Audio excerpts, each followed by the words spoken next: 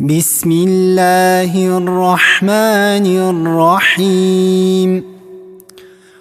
اقرأ باسم ربك الذي خلق خلق الإنسان من علق اقرأ وربك الأكرم الذي علم بالقلم علم الإنسان ما لم يعلم كلا إن الإنسان ليطغى أن رآه استغنى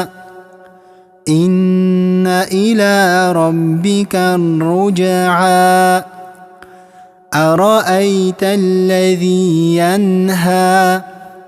عبدا إذا صلى أرأيت إن كان على الهدى أو أمر بالتقوى أرأيت إن كذب وتولى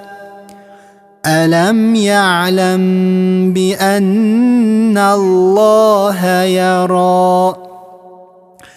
كلا لئن لم ينته لنسفعا بالناصية ناصية كاذبة خاطئة فليدع ناديه